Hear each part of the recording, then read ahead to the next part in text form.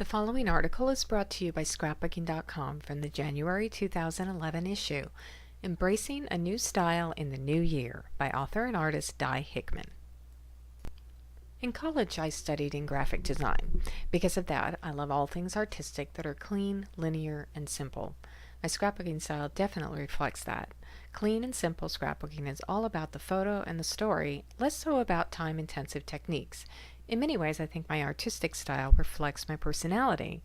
I tend to be a planner and list maker, and I really don't deal well with change and upheaval. That being said, I must confess that I covet those scrapbookers who can do what I call artsy projects. So for 2011, I decided to embark on my own project to embrace the messy and the non-linear, to just go with the flow and see where it leads me. For this project, I decided on a journal. Our moods change daily, and I thought it would push my boundaries to add bits and pieces from my daily life. Memorabilia, keepsakes, photos, really anything that struck me as interesting. The idea was to start with a base, as well as a group of papers and embellishments I could fall back on for decoration, but to keep the primary focus on making this a documentation of the next 365 days. I removed the original spiral binding on the album to allow for easy insertion of new pages and added loose leaf rings instead. This way I can add extra pages, keepsake envelopes, or even memorabilia directly into the journal. Just punch a few holes and voila! I wanted the inside pages to be handwritten. This is, after all, the whole point of a journal, no?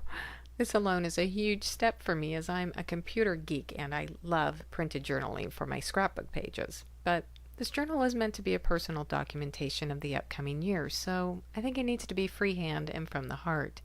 On the intro page, I described why I'm doing this project, as well as my goals, which are to journal each day, be in the moment, include keepsakes, be random, be honest, and experiment.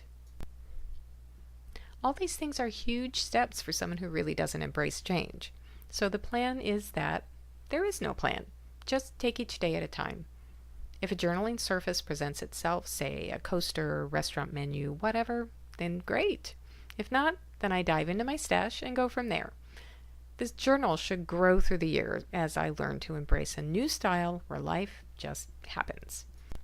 I included a couple of photos in the vellum envelope and hope to add more throughout the year.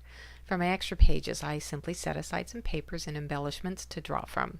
I also collected things from my supplies that I thought might be useful, such as small vellum envelopes, tags, regular envelopes, and journal spots.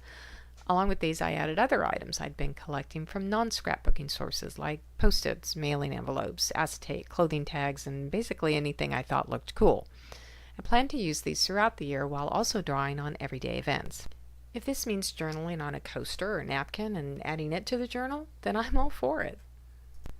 So if you have a particular artistic style, try a project that gets you outside your box. Cards and small projects are great for this, but why not try a journal? If you're normally technique-oriented, then give a more linear approach a try. If, like me, you're more graphically minded, then get messy. Just try something new in the new year. To find the products mentioned in this article and shown in these layouts, check with your local scrapbook retailer. Browse our premier retail stores for coupons to a store near you.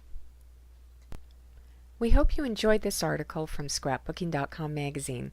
Please check out all of the great articles and projects in this month's issue.